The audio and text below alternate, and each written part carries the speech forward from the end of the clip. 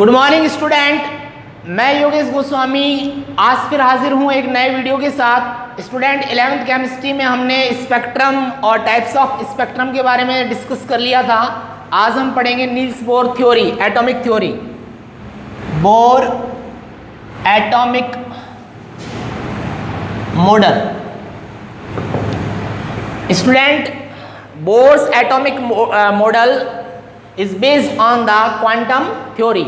ठीक है ना। ये जो नील्स बोर मॉडल है ये प्लैंक क्वांटम मॉडल पे बेस्ड है, आधारित है। ठीक है। और ये मानता है कि जो रेडिएशंस में एनर्जी का जो एब्जॉर्प्शन और जो इमिशन होता है वो एनर्जी के बहुत माइक्रो पैकेट होते हैं जिन्हें क्वांटा या फोटोन कहते हैं, उस फॉर्म में होता है। द एनर्जी इज इमिटेड और absorbs in the form of quanta which are micro packets of energy. ठीक है। तो नील्स बोर जो थ्योरी है, एटॉमिक थ्योरी, ये प्लैंक क्वांटम थ्योरी पर डिपेंड करती है, उस पर बेस्ड है। ठीक है। ये क्या कहती है, ये थ्योरी ये कहती है कि ये जो एटम है और एटम के अंदर जो ये न्यूक्लियाई होता है और इलेक्ट्रॉन्स जो होते हैं वो एटम में एग्जैक्ट शेल होते हैं, एनर्जी लेवल्स होते हैं, एग्जैक्ट सर्टेन एनर्जी लेवल होते हैं। उनमें क्या करते हैं, रोटेशन करते हैं। इलेक्ट्रॉन ऊर्जा के जो हैं सर्टेन या फिक्स एग्जैक्ट लेवल्स होते हैं, एनर्जी लेवल, उनमें ही रोटेशन करते हैं इलेक्ट्रॉन्स।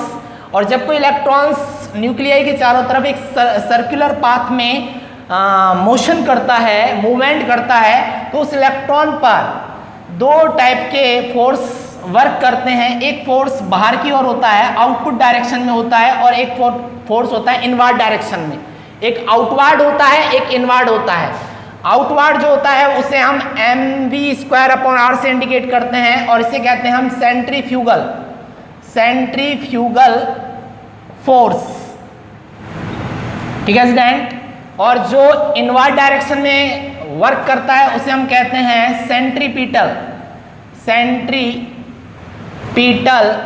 फोर्स। ठीक है स्टूडेंट, ये होता है। और ये दोनों फोर्स एक दूसरे की अपोजिट डायरेक्शन में वर्क करते हैं और इनकी जो वैल्यू होती है, इनका जो मैग्नीट्यूड होता है वो इक्वल होता है और दोनों के डायरेक्शंस अपोजिट होते हैं। ठीक है स्टूडेंट। तभी एक इलेक्ट्रॉन एक फिक्स पाथ में, एक फिक्स एनर्जी लेवल में लगातार मोशन करता रहता है। ये दोनों फोर्स अपोजिट डायरेक्शन में होते हैं और इक्वल होते हैं मैग्नीट्यूडली। ठीक है स्टूडेंट।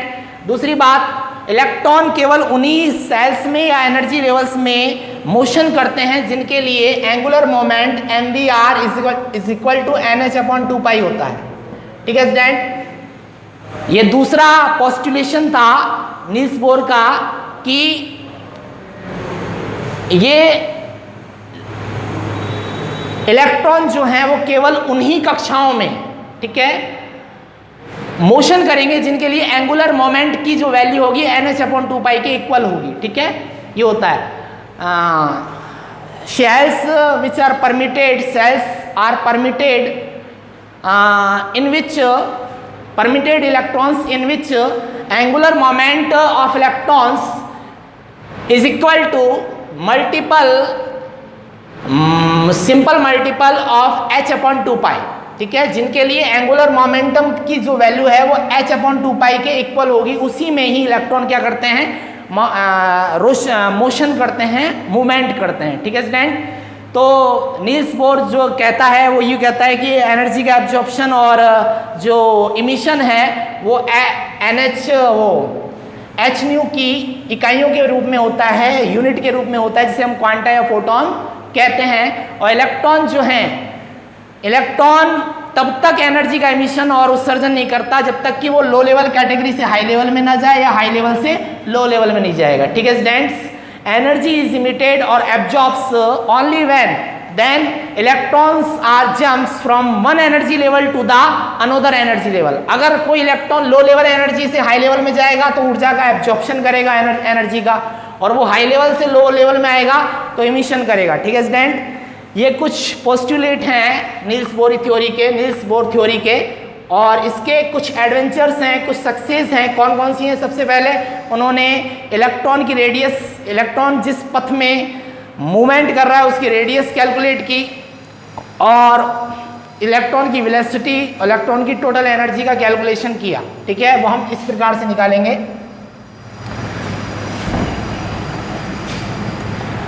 सबसे पहले जो नील्स बोर थ्योरी है उसका जो पॉइंट कहता है कि Z² अपॉन R स्क्वायर ये बराबर इक्वल होता है mv² अपॉन R। इसे कहते हैं सेंट्रीफ्यूगल फोर्स, ये है सेंट्रीपीटल।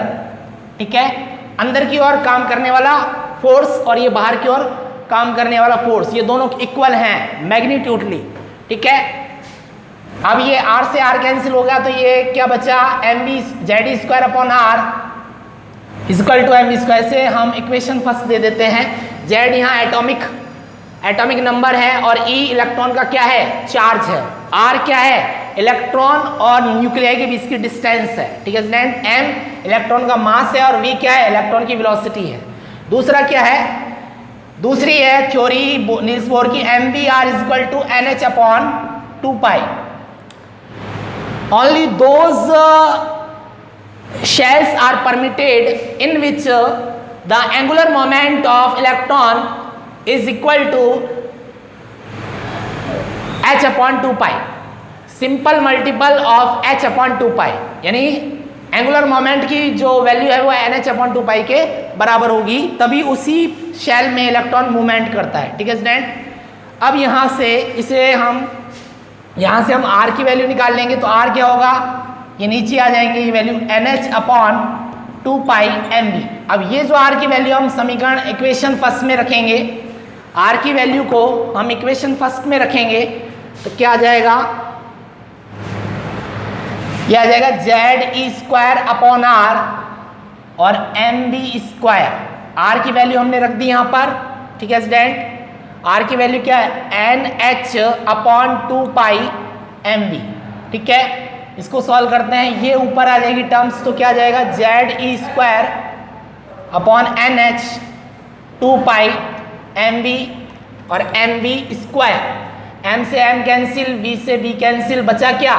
v बचा 2π Ze² अपॉन nh।